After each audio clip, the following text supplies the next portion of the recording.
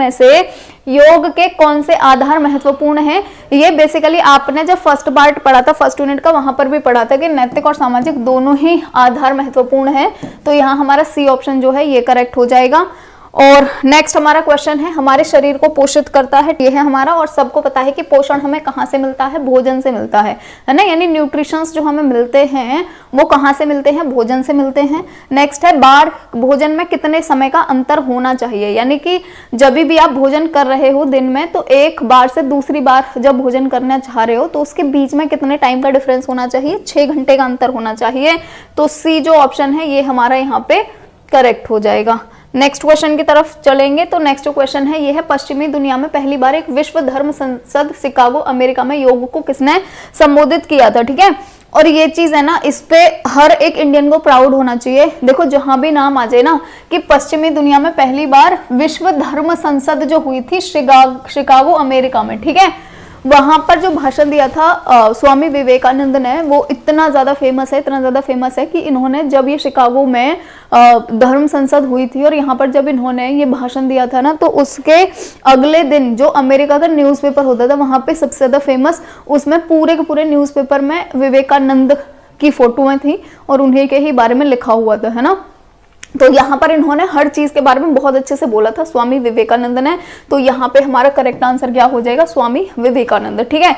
Even वहां पे इनके इसी भाषण के बाद में जो इन्होंने धर्म संसद में दिया था शिकागो के अंदर, इसी भाषण के बाद में ना वहां पर अमेरिका का एक रोड भी है जो इन्हीं के नाम पर ही रख दिया गया है, स्वामी विवेकानंद के नाम पे। सोचो वहां के रोड का नाम इनके नाम पर है ना। वहां पर इवन एक आर्ट गैलरी है, तो वहां पर 2 बार उन्होंने अभी तक उस आर्ट गैलरी में एक दिन समर्पित किया है स्वामी विवेकानंद के लिए, है ना। तो ये इतना ज्यादा फेमस इनका भाषण था। नेक्स्ट है, थायराइड ग्रंथि में कौन सा आसन उत्तम है? हमें कौन सा आसन करना चाहिए? सर्वांगासन करना चाहिए। सी ऑप्शन जो है ये यहाँ पे हमारा करेक्ट हो जाएगा।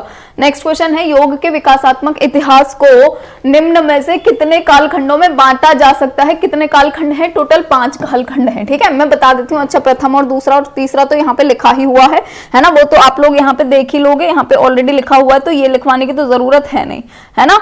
अब अगर हम चौथा जाएंगे यहाँ पर, तो चौथा जो है वो हमारा आ जाता है भक्ति या हठ योग का काल, है ना। भक्ति या हठ योग का काल, ठीक है। चौथा आ जाता है हमारा ये, और जो 5वां आ जाता है काल, तो 5वें काल को हम बोलते हैं आधुनिक काल, जो अभी चल रहा है ना। और 3 यहाँ पे ऑलरेडी दिए हुए हैं। ये रहा प्रथम कालखंड, श्रुति काल बोलते हैं इसको। दूसरा कालखंड सूत्र काल बोलते हैं। तृतीय को बोलते हैं टीका ग्रंथों का काल, ठीक है। चौथे को बोलते हैं भक्ति या हठ योग का काल, और 5वें को बोलते हैं आधुनिक काल। तो टोटल कितने हैं कालखंड? 5 कालखंडों में बांटा जा सकता है, और वो 5 अभी आपको पता भी चल गए कि कौन कौन से 5 हैं, ठीक। चलिए नेक्स्ट क्वेश्चन की तरफ बढ़ेंगे। तो नेक्स्ट जो क्वेश्चन है ये है, योग की उत्पत्ति निम्न में से किस पृष्ठभूमि से हुई है? ठीक है, तो किस पृष्ठभूमि से हुई है? मनो आध्यात्मिक पृष्ठभूमि से।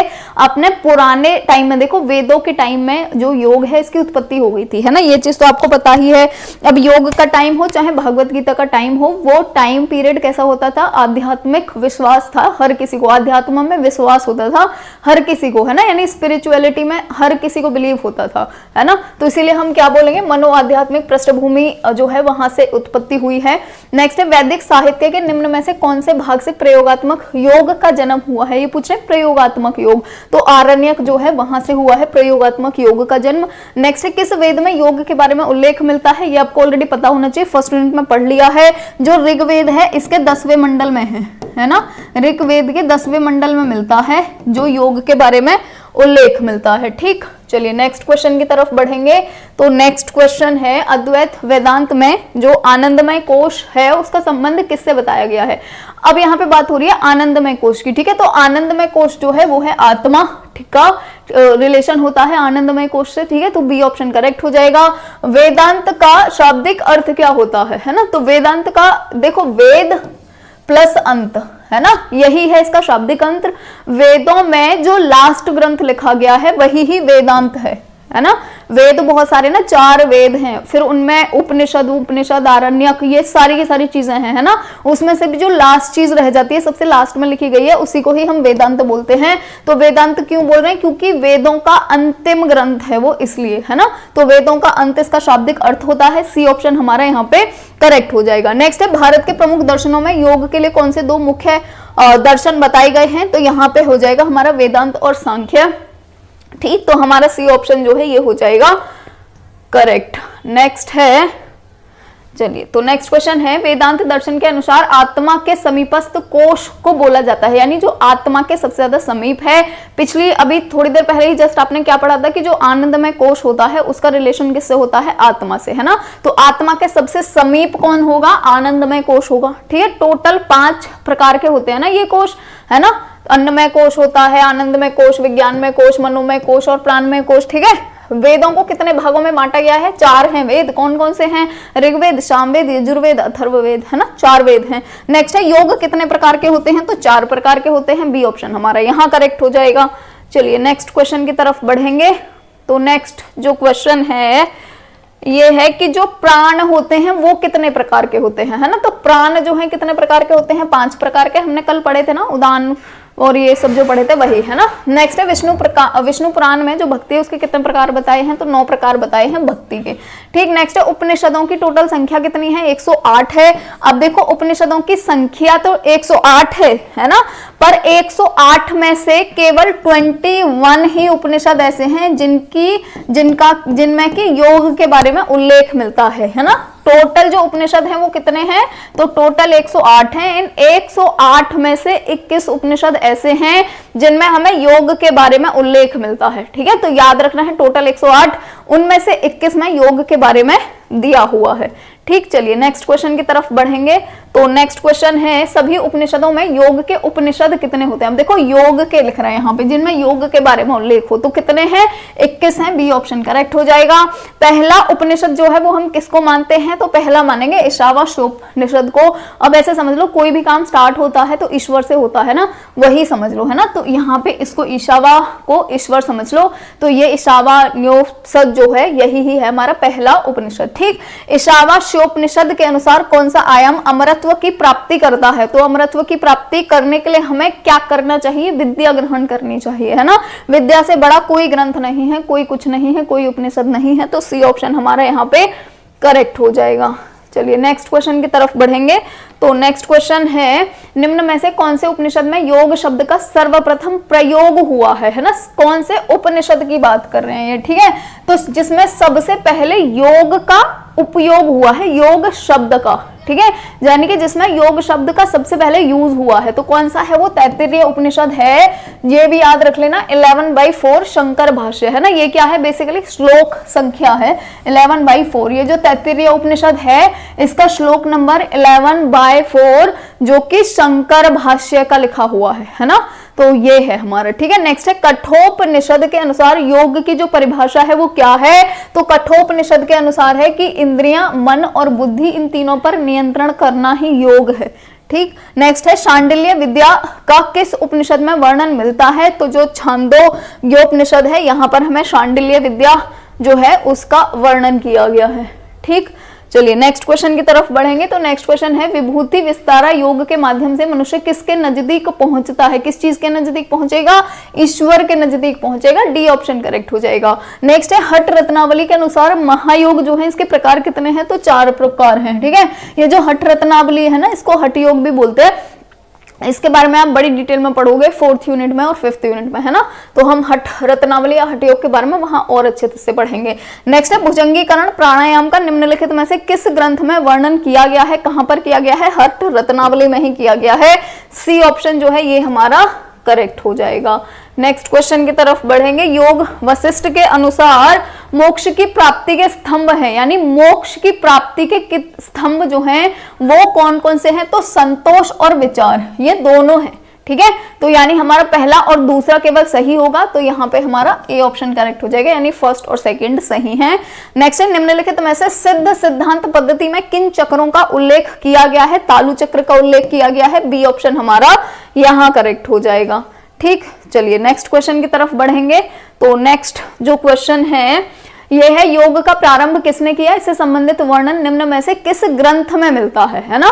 यानी योग का प्रारंभ किसने किया है ना। तो उस दिन आपने पढ़ा था कि सबसे पहले जो योग है उसका ज्ञान किसने किसको दिया है ना। हम तो पढ़ रहे थे ना, आपका फर्स्ट यूनिट में ही पढ़ रहे थे कि जो भगवान श्री कृष्ण हैं उन्होंने सबसे पहले जो योग है उसका ज्ञान सूर्य देव को दिया, यानी विवस्वान को दिया, विवस्वान ने मनु को दिया और मनु ने इक्ष्वाकु को दिया है ना। यानी सबसे पहले किसके पास आया, सबसे पहले जो कृष्ण भगवान है उन्होंने दिया है ना। और कृष्ण भगवान जो है वो कहां पर है, गीता में है ना। तो यहां पर हमारा क्या हो जाएगा, डी ऑप्शन जो है ये करेक्ट हो जाएगा। नेक्स्ट है, गीता में निम्न में से कौन से अध्याय योग उत्पत्ति की बात कही गई है, किस अध्याय के अंदर है, तो चतुर्थ अध्याय है जिसकी श्लोक संख्या है 1 से 3, उनके मध्य में कही गई है बात योग के बारे में। ठीक, योग शब्द उपाय के अर्थ में प्रयुक्त किया गया है, कहां पर, उपाय के अर्थ में है ना। और आपने पूरी की पूरी जो बेसिकली महाभारत है ना, जब भी श्री कृष्ण अर्जुन को भी उपदेश देते हैं है ना, तो जब भी वो विचलित होते हैं अर्जुन और वो पूछते हैं मैं ऐसा नहीं कर सकता, क्या ये करना सही रहेगा, ये धर्म है या नहीं है ना, तब श्री कृष्ण ही तो बताते हैं उन्हें उपाय कोई भी चीजों का है ना। तो जो योग शब्द का उपाय के अर्थ में कहां पर प्रयुक्त किया गया है, महाभारत के अंदर। ए ऑप्शन हमारा यहाँ पे करेक्ट हो जाएगा। ठीक, चलिए नेक्स्ट क्वेश्चन की तरफ बढ़ेंगे। तो नेक्स्ट क्वेश्चन है, आत्म विशुद्धि के उपाय के रूप में योग शब्द का प्रयोग किया गया है, आत्म विशुद्धि के रूप में है ना, यानी अपनी आत्मा जो है उसकी शुद्धि के लिए गीता में ही किया गया है। ये ऑप्शन करेक्ट हो जाएगा। गीता में भक्ति का मार्ग किसको बताया गया है, तो भक्ति का मार्ग बेसिकली 3 चीज हैं जिनको हम बोलते हैं मन, कर्म, भक्ति। ठीक है, नहीं कर्म, भक्ति और ज्ञान है ना, वो तो दूसरी चीज होती है, कर्म, भक्ति और ज्ञान। तो डी ऑप्शन हमारा यहाँ करेक्ट हो जाएगा। नेक्स्ट है, श्री कृष्ण के अनुसार कौन सा योग सबसे बड़ा योग है ना। तो श्री कृष्ण बोलते हैं ना, कर्म कर फल की इच्छा मत रख। तो सबसे बड़ा योग कौन सा है, कर्म योग। ए ऑप्शन करेक्ट हो जाएगा, क्योंकि श्री कृष्ण ने महाभारत में एकदम स्पेसिफिकली बोला है कि कर्म करते रहो है ना, उससे बड़ी चीज कोई नहीं है, धर्म के रास्ते पर कर्म करते रहो। नेक्स्ट है, श्री कृष्ण ने अर्जुन को कितने योग की जानकारी दी थी, तो अर्जुन को इन्होंने कुल 18 योग के बारे में बताया था। बी ऑप्शन हमारा करेक्ट हो जाएगा। नेक्स्ट है, श्रीमद् भागवत गीता के प्रथम 6 अध्याय किससे संबंधित हैं, कर्म योग से ही संबंधित है। ठीक है, नेक्स्ट है, गीता में उल्लेखित विषाद योग का संबंध किससे। देखो विषाद जो है ना, ये बेसिकली हम किसको बोलते हैं, जब हमें दुख होता है बहुत, हमारा कोई अपना हमें छोड़ के जाता है, उसी चीज को हम विषाद बोलते हैं है ना, या हमारा जो कोई अपना है वो हमसे दूर जा रहा है, किसी भी वे में जा रहा हो है ना। तो विषाद योग का किस में है, अपनों के नाश के भय से। ठीक है, ए ऑप्शन जो है वो करेक्ट हो जाएगा। चलिए नेक्स्ट क्वेश्चन की तरफ बढ़ेंगे। तो नेक्स्ट क्वेश्चन है, समत्वम योग उच्यते श्लोक का सही अर्थ निम्न में से कौन सा है ना। तो समत्वम योग उच्यते, देखो समत्वम का मतलब क्या है, समत्व यानी कि समस्त। ठीक है, और योग उच्चते का मतलब समत्व भाव ही योग है ना। तो ए ऑप्शन जो है वो हो जाएगा हमारा करेक्ट ऑप्शन। नेक्स्ट है, योग कर्म सुकोलम श्लोक का सही अर्थ जो है वो क्या है, तो इसका सही अर्थ है समत्व बुद्धि के साथ कर्मों का आचरण कौशल ही योग है। तो ए ऑप्शन हमारा यहां पर करेक्ट हो जाएगा। ठीक, नेक्स्ट क्वेश्चन है, ये सारे के सारे भागवत गीता के श्लोक हैं है ना। नेक्स्ट है, श्रीमद् भागवत गीता में योगक्षेम शब्द का अर्थ क्या है। योगक्षेम शब्द का अर्थ क्या है कि नई वस्तुओं की प्राप्ति और प्राप्त वस्तुओं की रक्षा करना है ना, यानी कि जो तुम्हारे पास नहीं है उसे प्राप्त करने की कोशिश करो और जो भी तुम्हारे पास है उसकी रक्षा करो। नेक्स्ट है, सांख्य योग के माध्यम से श्री कृष्ण ने अर्जुन को किसका ज्ञान दिया था, किस चीज का ज्ञान दिया था इन्होंने, कर्म का या पुरुष की प्रकृति का या पुरुष के अंदर विद्यमान तत्वों का, दोनों का किया था, पुरुष की प्रकृति और पुरुष के अंदर विद्यमान तत्वों का। तो डी ऑप्शन हमारा यहाँ पे करेक्ट हो जाएगा। ठीक, नेक्स्ट क्वेश्चन की तरफ बढ़ेंगे। तो नेक्स्ट क्वेश्चन है, गीता के अनुसार मनुष्य कितने संख्या से मिलकर बना है, यानी टोटल कितने संख्याओं से मिलकर बना है, 5। कौन कौन सी हैं, वही ही जो हम कल बात कर रहे थे पंच महाभूता की, और केवल इंसान ही नहीं पूरी की पूरी दुनिया इन 5 तत्वों से मिलकर बनी है ना। नेक्स्ट है, श्री कृष्ण के अनुसार ध्यान योग से किसका ज्ञान होता है। अगर ध्यान कर रहे हैं तो हमें किस चीज का ज्ञान होगा, हमें अपना स्वयं का ज्ञान होगा। डी ऑप्शन करेक्ट हो जाएगा। नेक्स्ट, निम्नलिखित में से श्रीमद् भागवत गीता ग्रंथ के प्रवर्तक जो हैं वो कौन है, गीता किसने लिखी है, तो गीता लिखी है वेद व्यास जी ने, ये तो आपको पता होगा। बी ऑप्शन हमारा करेक्ट हो जाएगा। नेक्स्ट जो क्वेश्चन है ये है परिणीकृत धातु पाठ में निम्न में से कौन सा युज धातु है। ठीक है, युज धातु जो है वो कौन सा है ना। अब देखो यहाँ पे है ना, आपने बेसिकली देखो यहाँ पे दिया हुआ है आपको, है ना, ये जो समाधि, युजर युगे और संयम है, संयमने है ना। तो ये 3 वर्ड हैं जो कि दिए गए हैं यहाँ पर, परिणी ने दिए थे तीनों के तीनों, है ना। अब ये तीनों है ना, इनका मतलब क्या होता है, पहला जो होता है ये होता है युज समाधि, ठीक है, और जो दूसरा होता है ये होता है युज संयमने, ठीक है, और तीसरा जो होता है ये होता है युजिर योगे, है ना, युजिर योगे। ठीक, अब देखो यहाँ पे है ना, आपको दिख रहा होगा ये, है ना, जो समाधि है यानी ये जो युज समाधि है ना, इसका मतलब क्या है, देवादि गणीय युज धातु है ये। जो युजिर योगे है ये रुदाड़ी गणीय युज धातु है, और जो संयम है वो चुरादी गणीय युज धातु है। आपको याद कैसे करना है, पूरा पूरा करोगे आपको नहीं होगा याद। आपको कैसे याद रखना है, समाधि, युजिर योगे और संयम, ये 3 बात तो हैं, युज के साथ में कनेक्टेड है, तीनों की तीनों बातें, ठीक है।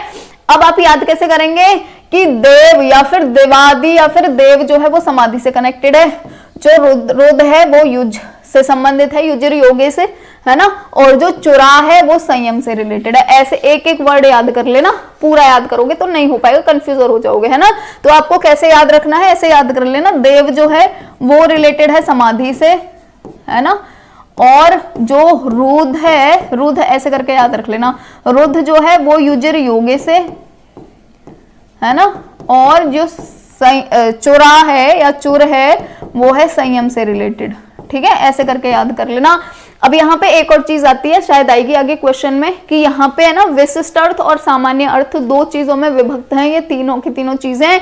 इसमें से जो हमारा बीच वाला है ये युजिर योगे, है ना, ये जो युजिर योगे है ना ये वाला, तो युजिर योगे है ना ये तो हमारा सामान्य अर्थ होता है ना, और ये वाले जो दोनों हैं समाधि और संयम, ये दोनों होते हैं हमारे विशिष्ट अर्थ। तो आपसे पूछा जाए इनमें से सामान्य अर्थ योग का कौन सा है और विशिष्ट अर्थ कौन सा है ना, चलिए लिख देती हूँ दोबारा, है ना, चलिए ठीक है।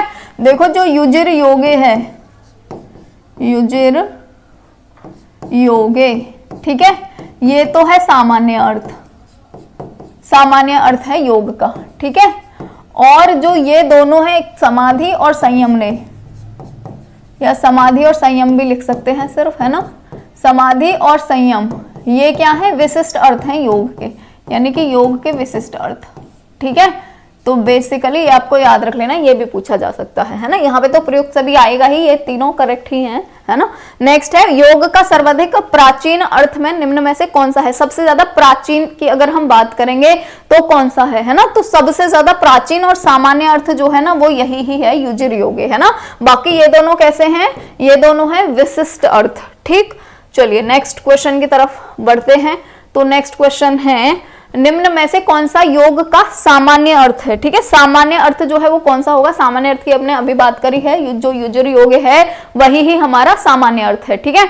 आज का हमारा छोटा सा स्लाइड था। हमारे नोट्स खरीदना चाहते हैं तो ये हमारा एप्लीकेशन है RMPSU आरती मैम करके, ये आपको गूगल प्ले स्टोर पे मिल जाएगा। इस ऐप को डाउनलोड करके आप हमारे नोट्स खरीद सकते हैं। बीएड फर्स्ट सेमेस्टर के जितने भी आपके सब्जेक्ट हैं, BD 101, 102, 103, 105, 105 में जो कि एनवायरमेंटल स्टडीज के आपको ये एनवायरमेंटल एजुकेशन के नोट्स मिलेंगे। ये जो नोट्स होंगे वैसे ही होंगे जैसे हम यहाँ यूट्यूब पर पढ़ाते हैं, वैसे ही होंगे सेम नोट्स, जिसमें कि आपको शॉर्ट नोट्स मिलेंगे और प्लस MCQs मिलेंगे। शॉर्ट नोट्स इसलिए दिए हुए हैं ताकि आपको अच्छे से क्लियर हो जाए कॉन्सेप्ट, है ना, तभी आप MCQs को अच्छे से लगा पाएंगे। तो यहाँ पे शॉर्ट नोट्स और MCQs दोनों चीजें मिलेंगी, हिंदी प्लस इंग्लिश दोनों लैंग्वेजेस में। इसके अलावा इस कोर्स में आपको और क्या क्या मिलने वाला है, तो इस कोर्स में आपको मिलने वाले हैं ये नोट्स और MCQs तो मिलने ही वाले हैं। जो MCQs हैं वो विद आंसर और विदाउट आंसर दोनों मिलेंगे। पहले विद आंसर वाले अच्छे से पढ़ लीजिए, उसके बाद फिर आप लगाइए कि आपके कितने अच्छे निकलते हैं, वो विदाउट आंसर वाले भी मिलेंगे, तो उसमें आप ये पता कर सकते हैं कि आप कितने सही कर पा रहे हैं। और इसके अलावा एक और बहुत अच्छी चीज इस बार दे रहे हैं, वो होने वाली है आपका क्विज। ठीक है, क्विज होने वाली है, और ये जो क्विज होने वाली है इसमें क्या होगा, तो इसमें एक यूनिट के जो सबसे ज्यादा इंपॉर्टेंट 50 क्वेश्चंस हैं उनकी क्विज बना बना के डालेंगे। तो वो क्विज में जाकर के आप वो क्विज अटेम्प्ट कर सकते हैं। अगर आपके वहां पर 50 में से आपके 50 क्वेश्चन सही हो जाते हैं, इवन 50 में से 40 क्वेश्चन भी सही हो जाते हैं, तो ये समझ लीजिए आपको पास होने से कोई नहीं रोक सकता।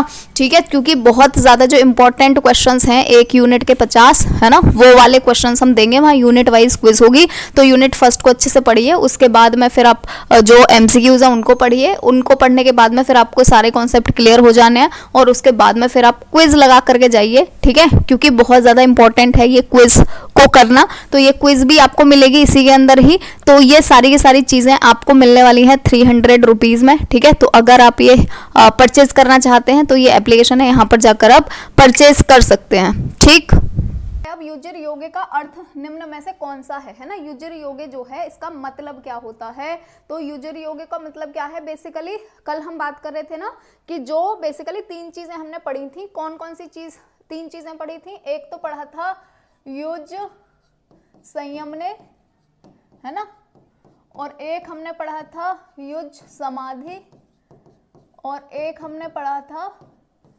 युजिर योगे, है ना, युजिर योगे। वैसे ये युजिर योगे है ना, ये बीच में आता है ना, ऐसे करके आता है, पहले युज संयम ने, फिर आता है युजिर योगे, फिर आता है युज समाधि, है ना। तो कल मैं आपको बता रही थी कि इसमें से जो हमारा युजिर योगे है ये क्या है, सामान्य अर्थ है योग का, है ना।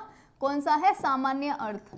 और अगर हम इन दोनों पे जाते हैं, युज संयम ने और युज समाधि पे, तो ये दोनों है विशिष्ट अर्थ। इनको विशिष्ट अर्थ बोलेंगे कि ये विशिष्ट अर्थ हैं योग के, या फिर हम बोल सकते हैं तकनीकी अर्थ है। ठीक है, तो ये दोनों हमारे तकनीकी अर्थ हैं।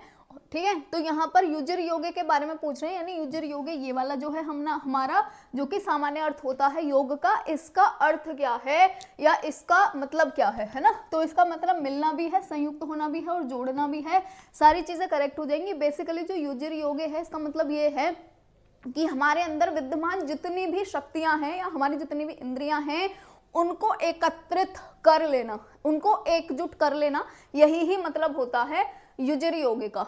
ठीक, नेक्स्ट है योग शब्द का अर्थ क्या है, तो योग का मतलब क्या होता है, देखो व्यायाम, शारीरिक कसरत, इन पे बिल्कुल मत लगा के आइएगा। ठीक है, क्योंकि ये चीजें अलग होती हैं, योग अलग चीज है। योग का मतलब होता है सन्नहन। ठीक है, ये आपको याद रखना है। कहीं आप यहाँ पे कि व्यायाम होता है योग में तो शारीरिक कसरत होती है, ये कर देते हैं, ये बिल्कुल नहीं करना है। सन्नहन होता है योग का मतलब। ठीक, नेक्स्ट है योग का तकनीकी अर्थ। ठीक है, यहाँ पे ये जो तकनीकी अर्थ लिख रहा है, यहाँ पर दूसरी चीज क्या लिखी हुई आ सकती है पेपर में, विशिष्ट अर्थ। तो आपको याद रखना है, या तो विशिष्ट अर्थ लिख रहा हो या तकनीकी अर्थ लिख रहा हो, मतलब एक ही है। तो योग का तकनीकी अर्थ या विशिष्ट अर्थ निम्न में से कौन सा है ना। तो देखो युजिर योगे तो सामान्य अर्थ है, और युज समाधि और युज संयम ने, ये दोनों कौन से हैं, विशिष्ट अर्थ या फिर तकनीकी अर्थ। तो जो ए ऑप्शन है वो हमारा करेक्ट हो जाएगा। ठीक है जी, चलिए, very good evening Deepika, Neetu, Priyanka, Mukesh, Phool Singh, Meera. ठीक है मैम, मैंने आपकी सभी क्लासेस ले ली।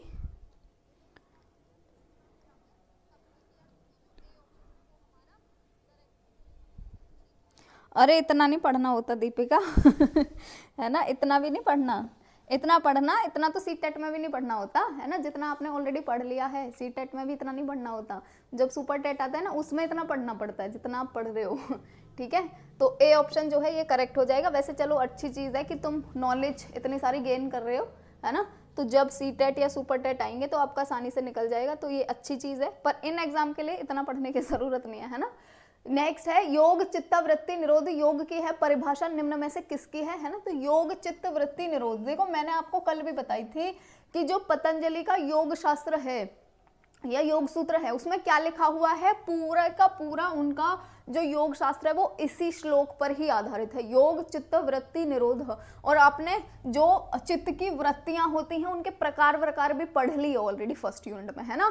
तो जहां भी चित्त वृत्ति आपको दिख जाए ना, चित्त वृत्ति दिख जाए, वहां पे समझ लो पतंजलि वाले योग की बात हो रही है ना। तो ये परिभाषा कौन देगा, ये परिभाषा देंगे महर्षि पतंजलि जी। ठीक, नेक्स्ट है हिरण्यगर्भ योग शास्त्र में निम्न में से कौन से योग का वर्णन है। ठीक है, हिरण्यगर्भ योग शास्त्र की बात हो रही है कि इसमें कौन से योग का वर्णन है, तो इसमें वर्णन है निरोध योग और कर्म योग के बारे में।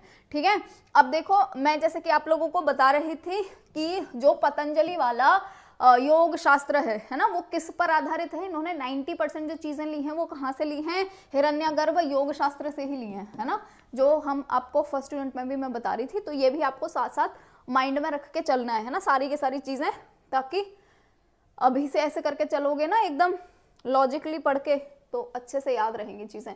नेक्स्ट जो क्वेश्चन है ये है हिरण्यगर्भ योग शास्त्र में निम्न में से कौन सी संहिताओं का उल्लेख मिलता है। अब ये पूछ रहे हैं, पहले इन्होंने क्या पूछा है हमसे, तो पहले इन्होंने हमसे पूछा है कौन कौन से योग के बारे में है, वो आपने पढ़ लिया, निरोध है ना, अब वो आपने पढ़ लिया। अब नेक्स्ट जो है ये है कि कौन सी संहिताओं के बारे में, है ना, तो आपने पीछे पढ़ा था निरोध योग और कर्म योग के बारे में दिया हुआ है हिरण्यगर्भ योग शास्त्र में, बस वहां पे आपको यहाँ पे संहिता और लगा देना है, बाकी सेम ही है ना। अभी थोड़ी देर पहले पढ़ा था ना कौन कौन से योग है, निरोध योग और कर्म योग, ये दोनों आपने पढ़ लिया ना वहां पर, इनके आगे बस संहिता और लगा दो। ठीक, नेक्स्ट है हिरण्यगर्भ योग शास्त्र जो है वो संबंधित है, किससे संबंधित है, आहिर्बुधन्य संहिता से, तो ए ऑप्शन यहाँ पे करेक्ट हो जाएगा।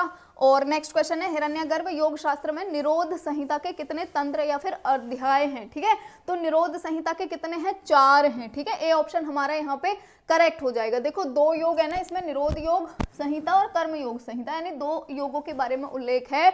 इसमें से ये निरोध वाले का पूछ रहे हैं, तो निरोध वाले के कितने हैं, निरोध वाले के हैं टोटल 4। ठीक है, और चलिए नेक्स्ट क्वेश्चन की तरफ बढ़ेंगे। और अगर हम, हाँ चलो यहीं पे ही बता देती हूँ, है ना, आगे क्या, तो देखो निरोध योग जो है इसके तो 4 हैं, है ना, मैं यहाँ लिख देती हूँ ताकि आपको समझ आए अच्छे से। जो निरोध योग संहिता है ना, जो निरोध योग संहिता है उसके कितने तंत्र हैं, उसके हैं 4 तंत्र। और जो सेकंड वाला है कर्म योग, ठीक है, तो इस कर्म योग के हैं 14। ठीक है, तो 4 और 14, तो इसीलिए निरोध पहले पढ़ना और कर्म बाद में पढ़ना, ताकि आपको याद रहेगा निरोध कर्म 4 14 ऐसे करके याद रख लेना, है ना। तो अभी नेक्स्ट क्वेश्चन की तरफ शिफ्ट होते हैं। तो नेक्स्ट क्वेश्चन है, ठीक, नेक्स्ट क्वेश्चन है हिरण्यगर्भ योग शास्त्र में वर्णित कर्म योग संहिता। ठीक है, अब कर्म योग संहिता की बात हो रही है, इसमें कितने अध्याय हैं, तो इसमें टोटल अध्याय कितने हैं, 14 अध्याय हैं। तो यहाँ पे हमारा जो डी ऑप्शन है ये हो जाएगा करेक्ट। ठीक, नेक्स्ट है हिरण्यगर्भ योग शास्त्र निम्न में से कौन से अध्याय या तंत्र मोक्ष तंत्र से परिचित है। 12वां जो तंत्र है वो मोक्ष तंत्र से के नाम से परिचित है, यानी जो 12वां इसका तंत्र है उसको हम क्या बोलते हैं, मोक्ष तंत्र बोलते हैं। ठीक, तो ए ऑप्शन हमारा यहाँ पे करेक्ट हो जाएगा। चलिए नेक्स्ट क्वेश्चन की तरफ बढ़ेंगे। योग एवं समाधि शब्द को समानार्थक मानने का आधार जो है वो क्या है। ठीक है, यानी कि योग और समाधि जो है वो एक ही चीज है ना, इसके कहने का मतलब ये है। तो हम क्यों बोल रहे हैं कि योग और समाधि जो है उनका मतलब एक ही है, क्यों बोल रहे हैं, क्योंकि योग या समाधि को करण व्युत्पन्न मानकर दोनों शब्दों को समानार्थक माना गया है। ठीक है, इसीलिए जो ए ऑप्शन है वो करेक्ट हो जाएगा। नेक्स्ट है घेरंड संहिता ग्रंथ के जो प्रवर्तक हैं वो कौन है ना, तो इसके प्रवर्तक जो है वो है महर्षि घेरंड।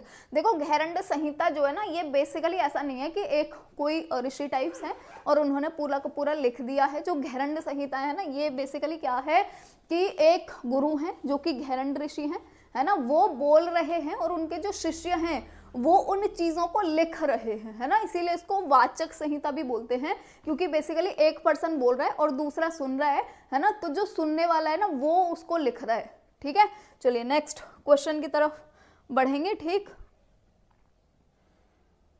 चलिए तो नेक्स्ट क्वेश्चन है योग एवं, अच्छा ये तो वही है, किया नहीं हमने। ठीक, चलिए तो नेक्स्ट क्वेश्चन है निम्न में से कौन से ग्रंथ में सप्तांग योग का वर्णन प्राप्त होता है, यानी सप्तांग योग जो है वो कहां पर दिया हुआ है, घेरंड संहिता में दिया हुआ है। ठीक है, देखो अष्टांग योग जो है ना, अष्टांग योग, ठीक है, अष्टांग योग का मतलब क्या है, जहां पर भी आपको राजयोग दिख जाए, है ना, या फिर पतंजलि का योग सूत्र दिख जाए, है ना, पतंजलि स्पेलिंग ही गलत लिख रही हूं मैं,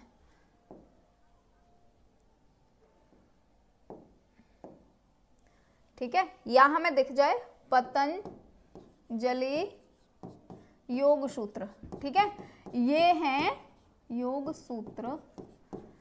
ये क्या है, अष्टांग योग है। अष्टांग योग का मतलब क्या हुआ, जिसके 8 अंग हो, और जो 8 अंग हैं वो कौन कौन से हैं, तो 8 अंग जो हैं वो हैं यम, नियम, आसन। जो पहले वाले हैं उनको पता होगा ऑलरेडी, है ना, यम, नियम, आसन, प्राणायाम,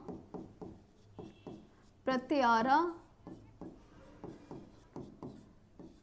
धारणा, ध्यान, समाधि, ठीक है जी। ये 8 अंग हैं जो अष्टांग योग है उसके, ठीक है, 1 2 3 4 5 6 7 8। और फर्स्ट यूनिट में मैंने आपको क्या बताया था, फर्स्ट यूनिट में मैंने बताया था कि घेरंड संहिता जो है उसमें यम और नियम ये दोनों पार्ट हैं ही नहीं, ठीक है। अब जब दोनों पार्ट नहीं है तो इसके कितने अंग हो गए, 1 2 3 4 5 6 अंग हो गए, है ना। लेकिन यहाँ पे क्या लिखा हुआ है, यहाँ पे तो सप्तांग लिखा हुआ है। सप्त का मतलब क्या होता है, 7, 7, है ना, तो 7 होने चाहिए, ठीक है। तो यम और नियम इन दोनों को मिला करके ना घेरंड संहिता के अंदर एक चीज दी गई है, उसको हम बोलते हैं षट कर्म, ठीक है। षट का मतलब होता है 6, इसको भी हम आगे पढ़ेंगे, उसमें बहुत सारी चीजें हैं, है ना, तो धोती क्रिया और ये बहुत सारी क्रियाएं हैं, उनको हम त्राटक, तो वहां पे हम उसको और अच्छे से डिस्कस करेंगे, है ना, कि षटकर्म जो है जब हम घेरंड संहिता पढ़ेंगे वहां पर अच्छे से पढ़ेंगे। यहाँ सिर्फ आप इंट्रोडक्टरी पार्ट देख लो कि एक्चुअल में है क्या, है ना। तो सप्तांग योग यानी कि जो राजयोग और पतंजलि वाला है उसमें ये 8 के 8 हैं, पर जो घेरंड संहिता वाला योग है उसमें ये दोनों पार्ट है नहीं। तो 6 पार्ट तो हमारे ये हो गए, ठीक है, और 1 पार्ट हमारा ये हो गया, है ना, 1 पार्ट ये हो गया षटकर्म। तो 6 और 1 मिला के कितने हो गए, टोटल 7 हो गए, है ना।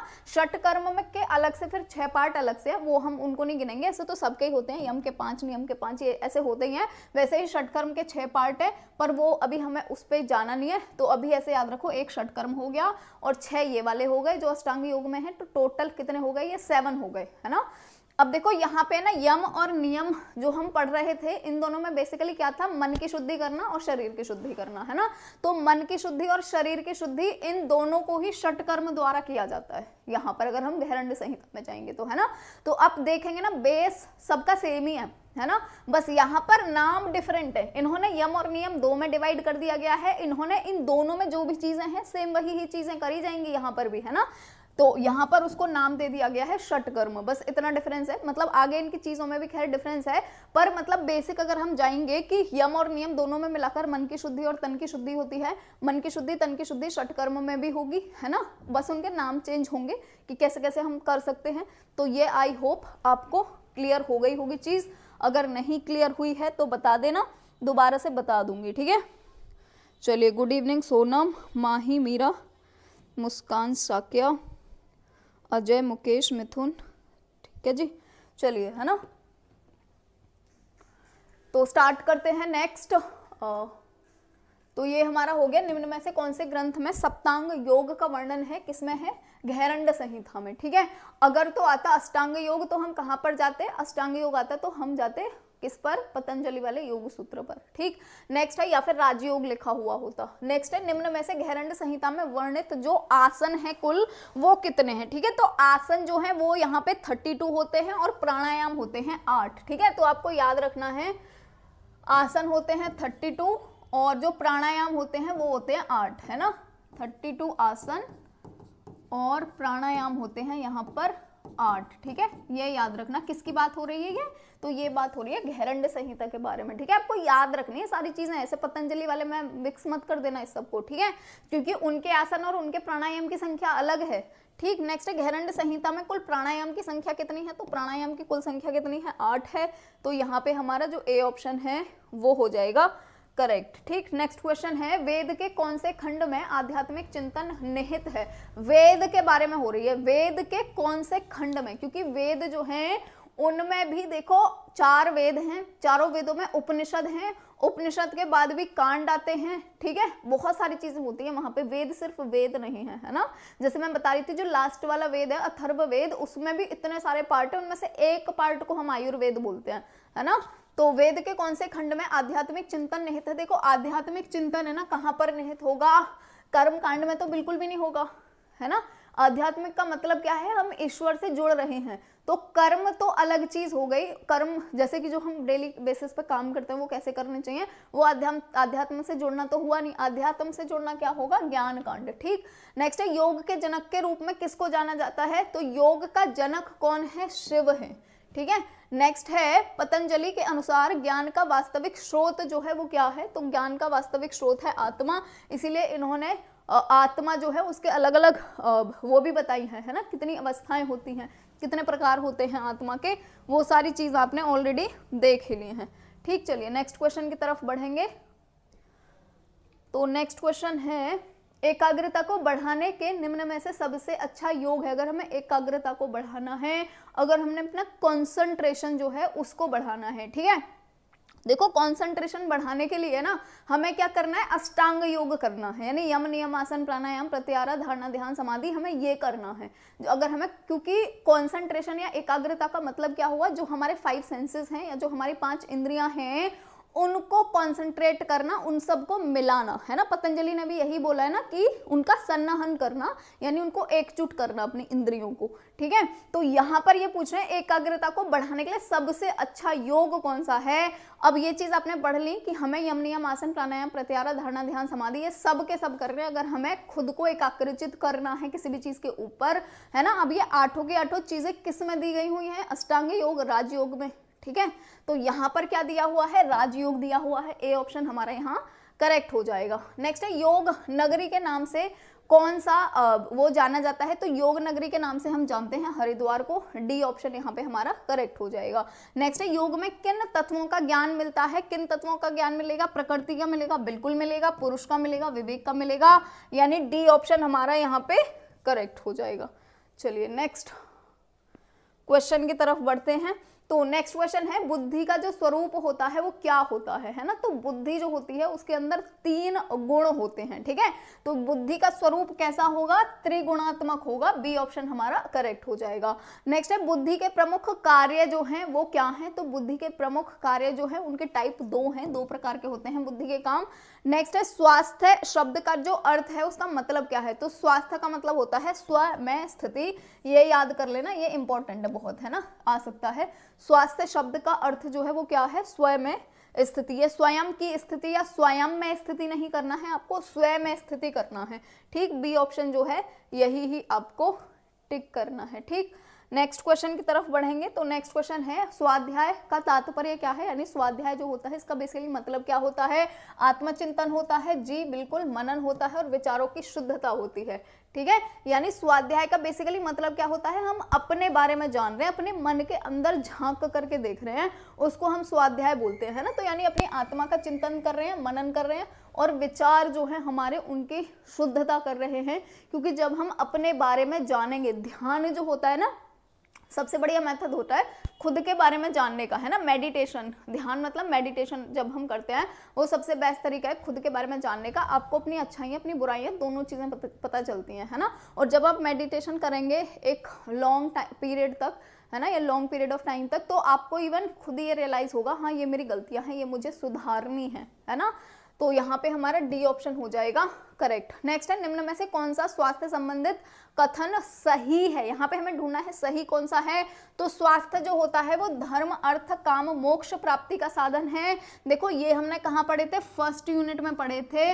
जो पुरुषार्थ होता है उसके 4 प्रकार होते हैं, पढ़ा था ना हमने, पुरुषार्थ के 4 प्रकार। और कौन कौन से होते हैं 4 पुरुषार्थ? तो धर्म अर्थ काम मोक्ष यही ही होते हैं, है ना। और मानव जीवन का उद्देश्य देखा जाए तो यही ही है कि हमें ये सब चीजें करनी नहीं है, ठीक है।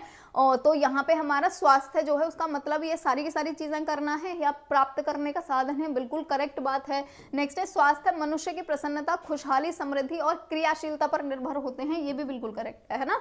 जैसे अगर देखो हम प्रसन्न रहेंगे यानी हम खुश है, तो सबसे बढ़िया चीज तो यही ही होती है स्वस्थ रहने की। अगर हम खुश रहेंगे हम स्वस्थ रहेंगे, है ना, क्योंकि अगर हम खुश नहीं हुए यानी कि हमें क्या होएगा, सबसे पहले आदि होगा।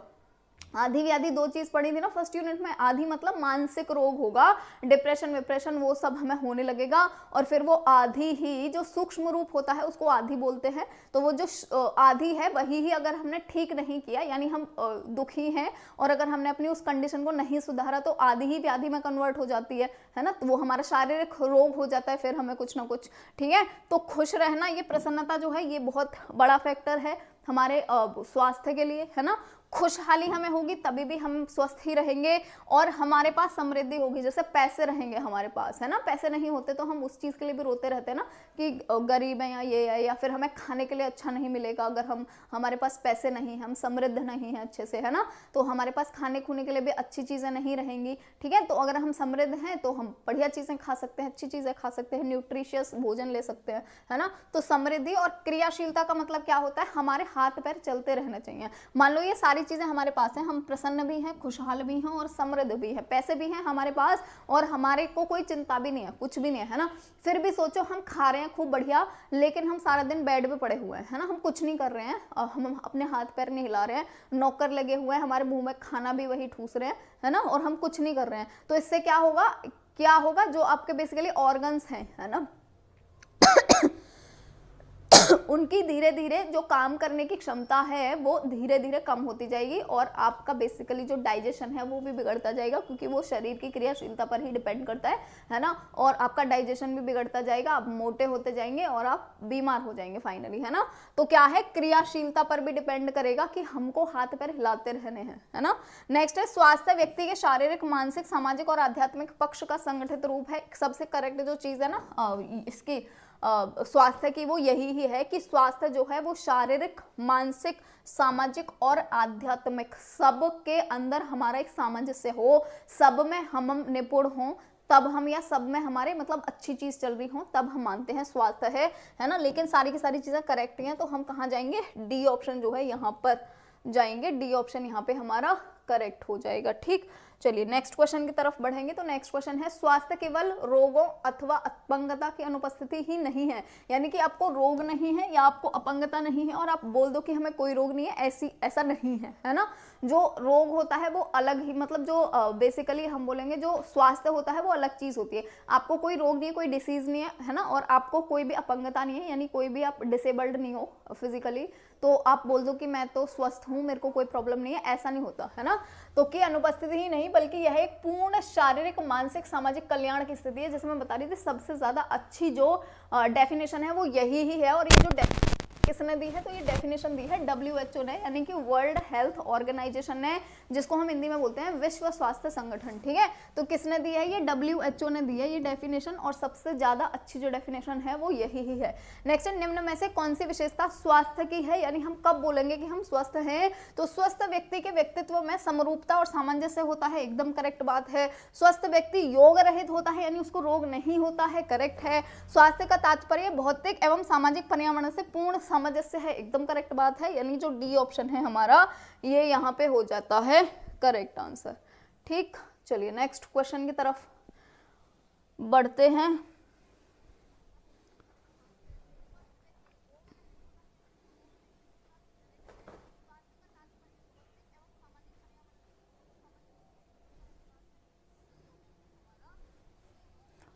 ठीक है जी, चलिए तो नेक्स्ट क्वेश्चन की तरफ बढ़ते हैं। नेक्स्ट क्वेश्चन है निम्न में से शारीरिक स्वास्थ्य जो होता है उसका मतलब क्या होता है। शारीरिक स्वास्थ्य का मतलब यानी कि हमारा जो शरीर है बेसिकली वो स्वस्थ है, अभी मानसिक की बात नहीं हो रही, सिर्फ शारीरिक की बात हो रही है। इसका मतलब क्या होता है, शारीरिक क्रियाओं की समानता तथा शारीरिक तंत्रों का सामान्य कार्य क्षमता, ये एकदम करेक्ट है। देखो मोटापा या वृद्धि हो रही है वजन में, इसको तो हम बिल्कुल भी नहीं बोलेंगे शारीरिक स्वास्थ्य, है ना। शारीरिक तंत्रों की क्रियाशीलता में असमन्वय होगा, उसको कैसे बोल देंगे हम, है ना, समन्वय होना चाहिए ना। तो यानी हमारा ए ऑप्शन यहाँ पे करेक्ट हो जाएगा। नेक्स्ट है, निम्न में से मानसिक स्वास्थ्य जो होता है उसका मतलब क्या होता है? तो मानसिक स्वास्थ्य का मतलब क्या है? हमारे मेंटल लेवल पे हम स्वस्थ हों। इसका मतलब क्या होता है? तो इसका मतलब होता है व्यक्तित्व की संपूर्ण समन्वित क्रिया को दर्शाता है, या मन की संवेगात्मक अवस्था है, या मन की भावनात्मक और विचारात्मक अवस्था है, या फिर उपरोक्त सभी। ठीक है, ये बेसिकली क्या है? संपूर्ण समन्वित क्रिया को दर्शाता है। यानी अगर हम मानसिक लेवल पे हम एकदम स्वस्थ हैं, देखो मानसिक लेवल पे अगर हम स्वस्थ नहीं है ना, तो हमारा जो शरीर है ना वो भी अच्छे से काम नहीं करेगा, है ना। सोचो किसी को डिप्रेशन है, आप उसको बोलो ये वाला काम ऐसे से कर दे, ऐसे से कर दे, उससे होएगा ही नहीं, है ना। तो सबसे इंपॉर्टेंट चीज क्या है कि व्यक्तित्व की संपूर्ण समन्वित क्रिया को दर्शाता है, यानी कि जो भी हमारे व्यक्तित्व को पूरी की पूरी क्रिया है, हम क्या कर रहे हैं, कैसे कर रहे हैं, वो सारी की सारी चीजें हमारे मानसिक स्वास्थ्य पर डिपेंड करती हैं। ए ऑप्शन हमारा यहाँ पे करेक्ट हो जाएगा। ठीक, चलिए नेक्स्ट क्वेश्चन की तरफ बढ़ेंगे। तो नेक्स्ट क्वेश्चन है, निम्न में से सामाजिक स्वास्थ्य की विशेषता है। सामाजिक स्वास्थ्य के बारे में बात हो रही है। सामाजिक स्वास्थ्य मतलब जो हमारे आसपास के लोग हैं, हमारा उनसे बर्ताव कैसा है ना। तो ये है अपनी भूमिकाओं का सही निष्पादन, यानी जो भी हमारी भूमिकाएं हैं उनको हम अच्छे से निभा पा रहे हैं, तो ठीक बात है ना। परिस्थितियों से उचित समायोजन, एकदम करेक्ट बात है। उत्तरदायित्व की पूर्ति, करेक्ट बात है, डी ऑप्शन करेक्ट हो जाएगा। नेक्स्ट है, अहिंसा के प्रकार जो होते हैं वो कौन कौन से होते हैं? ठीक है, तो मानसिक या बौद्धिक अहिंसा, करेक्ट बात है। देखो ये है ना, जैसे आपने वो जो 5 वो पढ़े थे यम के, जो 5 प्रकार पढ़े थे, है ना। 5 प्रकार में से वो जो 5 प्रकार थे यम के, है ना, अस्तेय, अपरिग्रह, ठीक है, वो सारी की सारी चीजें जो थी यम के जो 5 प्रकार थे, है ना, उनमें से जो सारी की सारी चीजें थी ना, तप भी था उनमें से एक, है ना, तप नहीं था शायद, अपरिग्रह था, अस्तेय था, है ना, अभी एग्जैक्ट मेरे को उतना नहीं हो रहा अभी रिकॉल, है ना। तो वो जो सारी की सारी चीजें थी ना, एक अहिंसा भी था, है ना। तो ये इनके प्रकार अगर कोई भी आ जाएंगे ना, तो सारे के सारे प्रकार यही ही होते हैं। मानसिक अहिंसा, बौद्धिक अहिंसा, शारीरिक अहिंसा, वाचिक अहिंसा, ये 4 प्रकार होते हैं हर किसी के। ठीक है, चाहे आप किसी पे भी जाओगे ये चारों ही प्रकार होते हैं। डी ऑप्शन करेक्ट हो जाएगा। नेक्स्ट, किन तत्वों में एक रूपता होना ही सत्य है? तो किन तत्वों में होना चाहिए? मन, कर्म, वचन, ये 3 चीजें जहां पर भी एक साथ आ जाए समझ लेना ये तीनों की तीनों ही होंगी, है ना, एक नहीं आएगी। इनमें से 3 जब जहां भी आ जाए समझ लो उपरोक्त सभी ही होगा। करेक्ट आंसर डी ऑप्शन हमारा यहाँ पे करेक्ट हो जाएगा। ठीक, चलिए नेक्स्ट क्वेश्चन की तरफ बढ़ेंगे।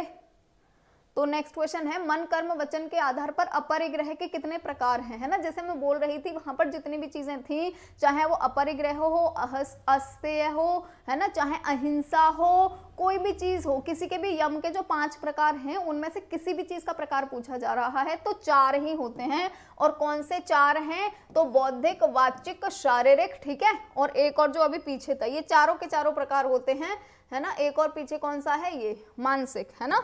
देखो ये 4 प्रकार हैं, 1, 2, 3 और 4, ये चारों प्रकार होते हैं। यम जो है हमारा यम, इस यम के 5 प्रकार हैं, है ना। ये जो पांचों के पांचों प्रकार हैं जिनमें से अहिंसा है ना, और अस्तेय है, और अपरिग्रह है ना, अपरिग्रह है, और भी जो 2 जो भी है ना, वो देख लेना आप लोग, पुराने उनमें पढ़े होंगे।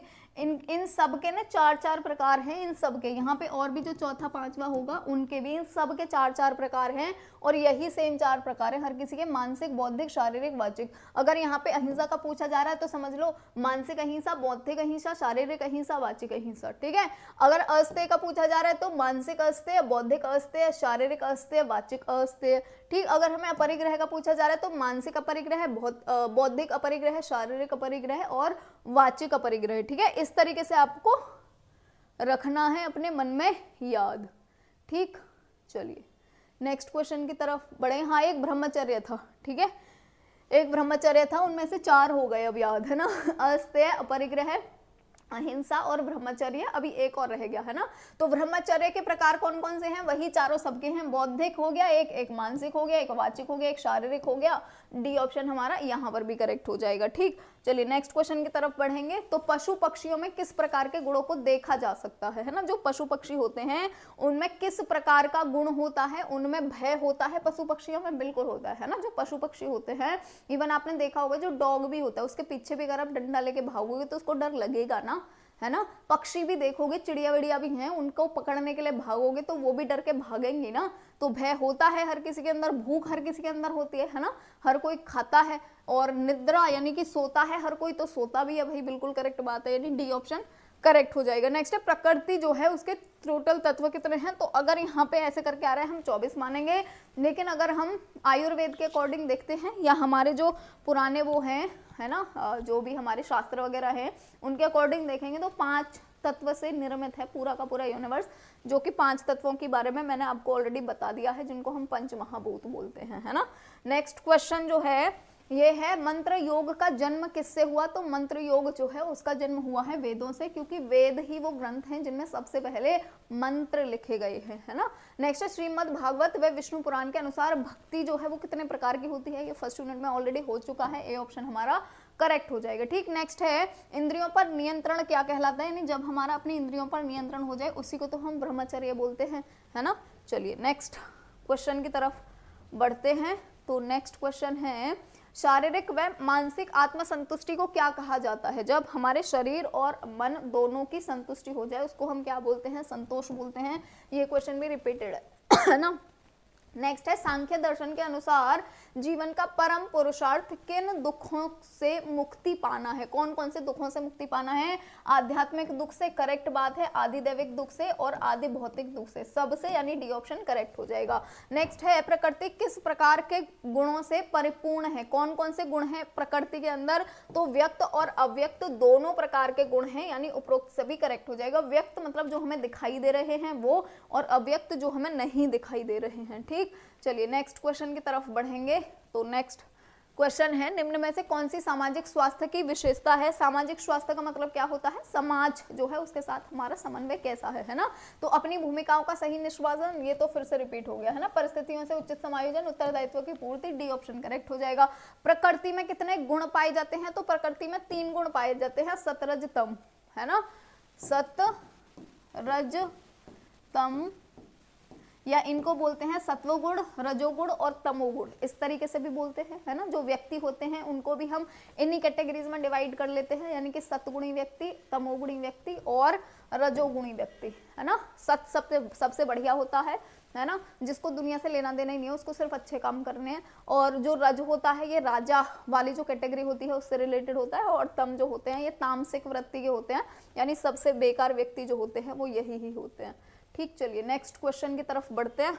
तो नेक्स्ट जो क्वेश्चन है यह है किस आचार्य ने समय को ही योग का मूल माना है, समय के लिए मन या चित्त का वश में होना आवश्यक है, चित्त की वृत्तियों को रोकना। ठीक है, अब देखो यहाँ पे ये चीज आ गई ना, आपको यहीं से ही समझ आना चाहिए। योग चित्त की वृत्तियां आ गया ना, यहीं से ही समझ जाओ, है ना। योग चित्त वृत्ति निरोध आ गया, इसी श्लोक पर पूरा का पूरा आधारित है पतंजलि का योग सूत्र। किसने लिखा होगा, ये महर्षि पतंजलि ने। नेक्स्ट है वर्तमान समय में प्रधानतः कितनी आध्यात्मिक विचारधारा प्रचलन में है, इनमें से कौन सी विचारधारा जो है वो प्रचलन में नहीं है, तो पारसी जो है वो यहाँ पे प्रचलन में नहीं है, तो हमारा यहाँ पर जो डी ऑप्शन है ये करेक्ट हो जाएगा। ठीक, चलिए नेक्स्ट क्वेश्चन की तरफ बढ़ते हैं। तो नेक्स्ट जो क्वेश्चन है, चलिए नेक्स्ट क्वेश्चन है वेद मूलक विचारधारा, बौद्ध विचारधारा, जैन विचारधारा के अतिरिक्त अन्य विचारधाराएं जो हैं वो कौन कौन सी हैं, तो राधा स्वामी, ब्रह्म कुमारी और सिख पंथी सारी की सारी हैं, डी ऑप्शन करेक्ट हो जाएगा। संसार सागर से पार होने की मुक्ति की युक्ति का नाम है योग है, यह परिभाषा जो है ये किसने दी है, तो याकलव्य ने दी है, डी ऑप्शन करेक्ट हो जाएगा। वेद व्यास के पुत्र कौन है, मुनि शकदेव थे, तो ए ऑप्शन हमारा यहाँ पे करेक्ट हो जाएगा। ठीक, चलिए नेक्स्ट क्वेश्चन की तरफ बढ़ेंगे। तो नेक्स्ट जो क्वेश्चन है यह है निम्न में से रोग उत्पत्ति का कारण कौन सा है, रोग उत्पत्ति मतलब जहां से रोग जन्म लेगा, इसका कारण क्या है, परिणाम दुख, ताप दुख और संस्कार दुख, तीनों है रोग उत्पत्ति का कारण। नेक्स्ट है तापत्रय से संबंधित निम्न में से कौन सा जोड़ा सही है। ठीक है, यानी कि ये जो 3 प्रकार के दुख हैं ये इनको हम क्या होता है बेसिकली, तो परिणाम दुख क्या होता है, विषय भोग के परिणाम स्वरूप उत्पन्न होने वाला दुख। ठीक है, यानी जो भी वस्तु हमें पसंद आ रही है, जो भी चीज हमें बढ़िया लग रही है, हमने किसी न किसी तरीके से उसको पा लिया है, चाहे हमने अधर्म का रास्ता ही क्यों ना चुना हो, है ना, गलत रास्ता ही क्यों ना चुना हो, पर हमने वो पा ली है चीज। जब हमने वो चीज पा ली है उसके बाद में हमें दुख हो रहा है कि ये गलत काम हमने क्यों किया, तो ये क्या होता है, परिणाम दुख, क्योंकि सबको पता है गलत काम करेंगे उसका नतीजा गलत होने वाला है ना, तो उस परिणाम से हमें दुख हो रहा है। और ताप दुख जो होता है इसको क्या बोलते हैं, तो भोग के सभी पदार्थों के विनाश की संभावना और भोग की अपूर्णता से उत्पन्न होने वाला दुख, यानी कि जो भी चीजें जिनसे भी हमें प्रसन्नता मिल रही है या हम भोग ले रहे हैं, हमें डर रहता है कि वो एक दिन खत्म हो जाएंगे, है ना। जैसे बेसिकली समझ लो, पैसे को भी रिलेटेड कर सकते हैं इससे, है ना, कि पैसा जो है वो हमें सुख दे रहा है, वो हमें भोग करने की हमारी बेसिकली एक वो है, चीज है पैसा, है ना, क्योंकि पैसा के बिना कुछ नहीं हो सकता। तो हमें दुख लग रहा है, दुख हो रहा है इस चीज से कि एक दिन ऐसा भी आ सकता है हमारे पास पैसे ना हो, है ना। और संस्कार दुख होता है अतीत के संस्कार स्मृति के रूप में बार बार आने से उत्पन्न होने वाला दुख, ठीक है, यानी पुराने टाइम में जो भी आपने चीजें करी हैं उनको याद करके जो दुख हो रहा है, यानी डी ऑप्शन जो है वो हमारा करेक्ट हो जाएगा। ठीक, चलिए नेक्स्ट क्वेश्चन की तरफ बढ़ते हैं। तो नेक्स्ट क्वेश्चन है, निम्न में से कौन से कारण से क्लेश दुखदाई है, ठीक है। तो क्लेशों के मूल में अविद्या और अज्ञानता विद्यमान है, बिल्कुल करेक्ट बात है। क्लेश, है ना, यानी क्लेश जो हो रहा है ना, जिसको कलेश बोलते हैं ना, कि घर में कलेश हो रहा है ना, यानी लड़ाइयां हो रही हैं, है ना, तो वो जो कलेश है उसके मूल में क्या क्या है, तो अविद्या और अज्ञानता है ना। लोग वही ही क्लेश करेंगे जिनके अंदर अज्ञानता है, ठीक है, और जिनके अंदर अविद्या है, ठीक है, वही लोग क्लेश करते हैं, ठीक है। और क्लेशों के कारण पुरुष का बंधन होता है, ये बात भी करेक्ट है। और पुरुष प्रकृति भेद ज्ञान या विवेक ख्याति उत्पन्न होना, सारी की सारी चीजें करेक्ट है, यानी हमारा डी ऑप्शन यहाँ पे करेक्ट हो जाएगा। नेक्स्ट है, निम्न में से कौन सा कथन जो है वो सही है, तो पहला कथन है वर्तमान एवं भावी जन्मों में भोगने योग्य कर्मों के मूल में क्लेश ही उत्तरदायी होता है, एकदम करेक्ट बात है ना। नेक्स्ट है, क्लेशों के विद्यमानता के कारण ही पुनर्जन्म आयु तथा भोग की प्राप्ति होती है, तो ये भी करेक्ट है ना। नेक्स्ट, क्लेशों के कारण ही मनुष्य जीवन में हर्ष और शोक रूप फलों को भोगता है, ये भी करेक्ट है, यानी डी ऑप्शन हमारा यहाँ पर करेक्ट हो जाएगा। नेक्स्ट क्वेश्चन, चलिए नेक्स्ट क्वेश्चन है, निम्न में से स्वास्थ्य पर विपरीत प्रभाव जो है वो कौन डालता है, ठीक है। विपरीत प्रभाव का मतलब क्या हुआ, स्वास्थ्य का मतलब क्या हुआ है कि हम मानसिक और शारीरिक और सामाजिक और आध्यात्मिक चारों रूप से हम समन्वित हैं, है ना, उसको हम स्वास्थ्य बोलते हैं। यानी हर चीज में, चाहे वो मानसिक लेवल हो, चाहे वो शारीरिक लेवल हो, चाहे सामाजिक लेवल हो, चाहे आध्यात्मिक लेवल हो, हम सारे के सारे लेवलों में जब एकदम पूर्ण है ना, कंप्लीट है, ठीक है, तब हम बोलेंगे हम स्वस्थ हैं, ठीक है, ये बोल रहा है। और उस स्वास्थ्य में कौन विपरीत प्रभाव डालेगा, यानी कि कौन उस स्वास्थ्य को बिगाड़ सकता है ना। तो क्या बिगाड़ सकता है, राग या आसक्ति बिल्कुल बिगाड़ सकती है ना, यानी कि जब भी हमें किसी से भी अटैचमेंट बहुत ज्यादा है तो हमें उसे खोने का दुख होगा, ये कौन सा हो गया, हमारे जो मेंटल लेवल है, जो मानसिक लेवल है, उसको बिगाड़ेगा ये, है ना। और नेक्स्ट है द्वेष या घृणा, ये भी बात करेक्ट है, जब भी हमें किसी से द्वेष या घृणा होगी तो हमारे दिमाग पर उसका असर पड़ता है ना। और इवन ऐसे होता है कि जब भी हम कोई भी गलत चीजें सोच रहे होते हैं, है ना, तो हमारे अंदर है ना केमिकल रिलीज होते हैं, नेगेटिव केमिकल, ठीक है, दो टाइप के होते हैं, पॉजिटिव केमिकल और नेगेटिव। जब भी हम खुश होते हैं तो हमारे अंदर पॉजिटिव केमिकल रिलीज होते हैं हमारे ब्रेन से, है ना, जो कि हमारा जो इवन ब्रेन है या हमारा पूरा बॉडी है उसको अच्छा वो करते हैं, मतलब कि उसको और अच्छा बनाते हैं, चाहे हमारा ब्रेन के कार्य करने की क्षमता हो, चाहे हमारे शरीर की। और जब भी हम कोई भी गलत बात करते हैं या गलत चीजें सोचते हैं तो हमारे ब्रेन से नेगेटिव केमिकल रिलीज होते हैं जो हमारे दिमाग और हमारे शरीर दोनों को बिगाड़ते हैं, है ना। तो द्वेष या घृणा, इससे भी विपरीत प्रभाव पड़ेगा। अस्मिता या अहंकार है, हमें इससे भी विपरीत प्रभाव पड़ेगा, यानी डी ऑप्शन करेक्ट हो जाएगा। नेक्स्ट है, निम्न में से कौन सा जोड़ा जो है वो सही है। पहला है अंग मेजयत्व, इसका मतलब होता है पेशियों, नाड़ियों, रक्त वाहिनियों तथा कोशिका झिल्लियां, बिल्कुल एकदम करेक्ट है। श्वास प्रश्वास का मतलब होता है अनियमित उथली हुई छोटी श्वास लेना और छोड़ना, करेक्ट है। और व्याधि का मतलब होता है शारीरिक रोग, ठीक है, डी ऑप्शन हमारा करेक्ट हो जाएगा। आधि मानसिक रोग और व्याधि शारीरिक रोग, ठीक। चलिए नेक्स्ट क्वेश्चन की तरफ बढ़ते हैं। तो नेक्स्ट क्वेश्चन है, मानसिक एवं संवेगात्मक अस्वस्थता के कारण निम्न में से कौन सा है ना। मानसिक या संवेगात्मक अस्वस्थता हो रही है हमें, है ना, उसका मतलब क्या हो सकता है या उसका कारण क्या हो सकता है, स्त्यान हो सकता है, करेक्ट है ना, यानी कि कहाँ पर हम बैठे हुए हैं, किस जगह पे हम बैठे हुए हैं ना, वो भी हो सकता है। बिल्कुल नेगेटिव लोगों के पास बैठोगे, उनकी नेगेटिव एनर्जी आपके अंदर भी ट्रांसफर होगी ही, है ना, आप भी नेगेटिव हो ही जाओगे। एक दिन नहीं होगे, 2 दिन नहीं होगे, 10 दिन के बाद आपके अंदर भी वो नेगेटिव थॉट्स आने लगते हैं, है ना। नेक्स्ट है भ्रांति दर्शन, ये भी एकदम करेक्ट है ना, जब डिल्यूजनल स्टेट में आप जाओगे। और नेक्स्ट है संशय करोगे, सारी चीजें करेक्ट है, यानी डी ऑप्शन हमारे यहाँ पे करेक्ट हो जाएगा। नेक्स्ट क्वेश्चन है भ्रांति दर्शन या मिथ्या ज्ञान का निराकरण होना संभव है किस चीज से, भ्रांति दर्शन या फिर मिथ्या ज्ञान, है ना।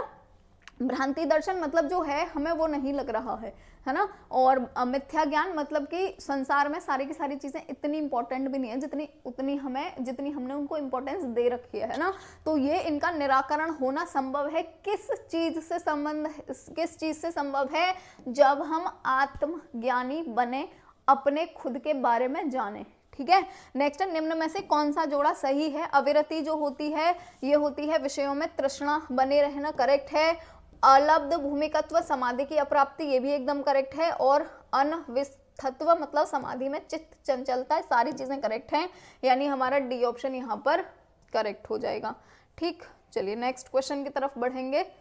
तो नेक्स्ट क्वेश्चन है, चलिए नेक्स्ट क्वेश्चन है निम्न में से कौन सा मुदिता का अर्थ है, यानी मुदिता जो होता है उसका मतलब क्या होता है, दूसरों की उन्नति और सफलता को देखकर अपने मन में उत्पन्न होने वाली प्रसन्नता, एकदम करेक्ट है ना।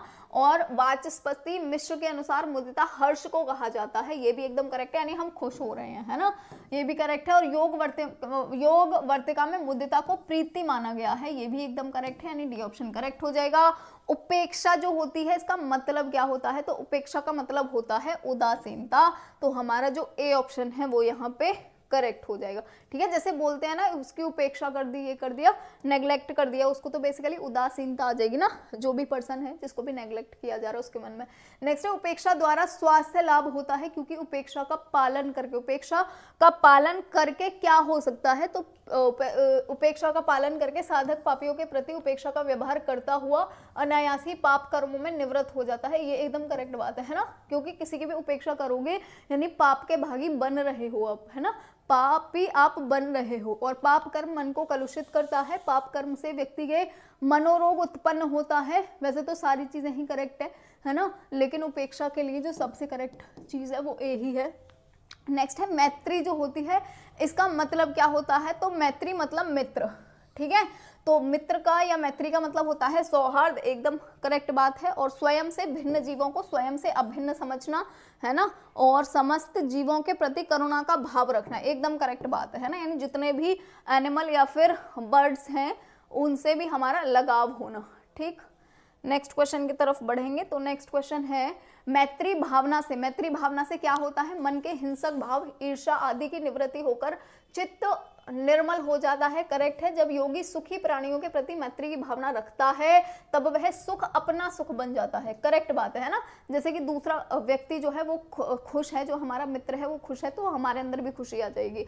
नेक्स्ट है यह इस हृदय में समस्त सुखों की अनुभूति होती है, फलतः सुख के प्रति राग निवृत्त होकर मन पर सुख अहिष्णुता रूप या ईर्ष्यादि से मुक्त होकर स्वस्थ मानसिक स्वास्थ्य प्रदान करता है, करेक्ट बात है, यानी डी ऑप्शन हमारा यहाँ पे करेक्ट हो जाता है। नेक्स्ट क्वेश्चन की तरफ बढ़ेंगे। तो नेक्स्ट क्वेश्चन है करुणा का अर्थ है, करुणा जो होता है इसका मतलब क्या होता है, समस्त प्राणियों के दुख दर्शन से द्रवित होकर उनका क्लेशों से उद्धार करने की इच्छा, एकदम करेक्ट बात है। करुणा बेसिकली क्या होता है, दूसरे को देख करके हम मतलब खुद को उसकी जगह रख के देख रहे हैं, या हमें उस पर बेसिकली तरस तो नहीं बोलेंगे, लेकिन मतलब हमें लग रहा है कि हाँ ये गलत उसमें है, तो हमें इसको निकालना है वहां से, है ना। नेक्स्ट है करुणा के व्यवहार से चित्त प्रसन्न होकर एकाग्र और स्थिर हो जाता है, करेक्ट है ना। और दुखी जनों के प्रति करुणा दर्शाने से चित्त निर्मल होकर मनोमय स्तर में आनंद की अनुभूति संस्कार निर्मित हो जाता है, ठीक है। तो एकदम करेक्ट है, यानी डी ऑप्शन जो है ये हमारा करेक्ट हो जाएगा, है ना। यानी दुखों को निकालना चाह रहे हैं, तो यही क्या होता है, करुणा, ठीक है। नेक्स्ट है भावना का प्रयोग निम्न में से किस कारण से होता है, किस कारण से होता है, स्वभाव व्यवहार या आचरण में बदलाव लाने के लिए एकदम करेक्ट है। व्यक्ति जिसके लिए भावना करता है, जिस अभ्यास को दोहराता है उसी रूप में करता है, ठीक है। भावना आत्मसम्मोहन की प्रक्रिया है, करेक्ट है, यानी डी ऑप्शन हमारा यहाँ पर भी करेक्ट हो जाएगा। और नेक्स्ट क्वेश्चन है, चलिए नेक्स्ट क्वेश्चन है भावना से संबंधित निम्न में से कौन सा कथन सही है। भावना से संबंधित, भावना नौका के समान है, करेक्ट है। जिस प्रकार नौका यात्री को तीर की ओर ले जाती है, यानी कि वो जो क्या बोलते हैं, मतलब पार ले जाती है ना नदी से, तो जिस प्रकार नौका यात्री को तीर की ओर ले जाती है, उसी प्रकार भावना भी साधक को दुख के पार पहुंचा देती है। करेक्ट है। प्रतिपक्ष की भावना से स्वभाव, व्यवहार और आचरण को बदला जा सकता है, एकदम करेक्ट है, यानी डी ऑप्शन करेक्ट हो जाएगा। और भावना से संबंधित कौन सा तथ्य सही है? उपशम की भावना से क्रोध निरसन होता है, करेक्ट है। मृदुता की भावना से अभिमान का निरसन होता है, और ऋजुता की भावना से माया और संतोष की भावना से लोभ को बदला जा सकता है, एकदम करेक्ट है ना। यानी अगर आप किसी की तरफ भावना दिखा रहे हो तो आप बेसिकली लोभ से बच सकते हो, है ना, क्योंकि फिर आपको लोभ होएगा ही नहीं। नेक्स्ट है प्रतिपक्ष की भावना से क्या होता है? तो प्रतिपक्ष जो है ना, या अपोजिशन जो है, उसकी भावना से क्या होता है? अपोजिशन मतलब कि दूसरा है, हम उससे कंपटीशन करना चाह रहे हैं किसी भी चीज में, है ना, तो इसकी भावना से क्या होता है? चेतना की जागृति होती है, करेक्ट है। अभ्यास में ध्यान की योग्यता आती है और चित्त की रूपांतरण होता है, सारी चीजें करेक्ट है, डी ऑप्शन करेक्ट हो जाएगा। नेक्स्ट है अहंकार के प्रमुख प्रकार जो होते हैं वो कितने होते हैं? 3 होते हैं। और निम्नलिखित में से कौन सा तथ्य मन की वृत्तियों से संबंधित है ना? तो देखो, प्रमाण, विपर्य और कल्पना, तीनों चीजें वृत्तियां ही हैं। जैसे हमने चित्त की वृत्तियां पढ़ी थी ना फर्स्ट में, ये तीनों चीजें थी वहां पे। नेक्स्ट है योग चित्त वृत्ति निरोधः, ये तो हर जगह आ रहा है भाई, है ना। योग चित्त वृत्ति निरोधः यह परिभाषा है, ये परिभाषा जो है, ये परिभाषा कहाँ पर दी गई है? तो योग सूत्र में दी गई है। योग सूत्र किसने लिखा है? पतंजलि ने, है ना, पतंजलि। स्पेलिंग ही गलत लिख दी मैंने, देखो, पतंजलि ने लिखा है जो योग सूत्र है वो, है ना। नेक्स्ट है योग संबंध में मिथ्या धारणा जो है वो क्या है? यानी शरीर में दर्द रहना या धमनियों का चढ़ जाना, या योग सन्यासियों के लिए या फिर उपयुक्त सभी, एकदम करेक्ट बात है ना, कि योग संबंध में मिथ्या धारणा, है ना, यानी कि योग से हमें क्या हो सकता है? मिथ्या मतलब कि गलत चीजें हैं योग के बारे में। तो लोगों का कहना है शरीर में दर्द रहता है योग के कारण, गलत है ये चीज। धमनियां चढ़ जाती हैं, यानी जो हमारी ब्लड वेसल्स होती हैं वो एक दूसरे पर चढ़ जाती हैं, या जो हमारी आर्टरीज होती हैं, है ना, जिनमें से ब्लड जो है वो जाता है आर पर, है ना, तो जो आर्टरीज हैं वो चढ़ जाती हैं, तो ये भी गलत बात है। और योग सन्यासियों के लिए ही है बस, और किसी के लिए है ही नहीं, योग सबके लिए है ना, तो डी ऑप्शन करेक्ट हो जाएगा। नेक्स्ट है पूरक जो होता है, इसका मतलब क्या होता है? तो पूरक का मतलब होता है श्वास को अंदर की तरफ खींचना, है ना। उस दिन मैंने आपको बताई थी ना सारी की सारी चीजें, पूरक, रेचक, कुंभक, 3 चीजें थी। पूरक का मतलब होता है अंदर की तरफ खींचना, रेचक का मतलब होता है बाहर निकालना, और कुंभक का मतलब होता है जब हमने सांस ले ली और जब हमने या फिर सांस छोड़ दी, है ना, दोनों ही चीजों में, जब छोड़ने के बाद का समय या फिर लेने के बाद का समय, ठीक है। तो आपको यानी श्वास को रोकना, ये बोल सकते हैं हम कुंभक के लिए, है ना। नेक्स्ट जो क्वेश्चन है ये है स्पॉन्डिलाइसिस किस हड्डी से संबंधित बीमारी है? तो ये रीढ़ की हड्डी से संबंधित बीमारी है। और यह किसने कहा था कि योग धर्म आस्था और अंधविश्वास से परे है, योग एक सीधा विज्ञान है, प्रायोगिक विज्ञान है, योग जीवन जीने की कला है, योग एक पूर्ण चिकित्सा पद्धति है, एक पूर्ण मार्ग है। वास्तव में धर्म लोगों को खूंटे से बांधता है, एक योग सभी तरह के खूंटों से मुक्ति का मार्ग बताता है। किसने बोला है ये? तो ये ओशो ने बोला था। बी ऑप्शन हमारा यहाँ पे करेक्ट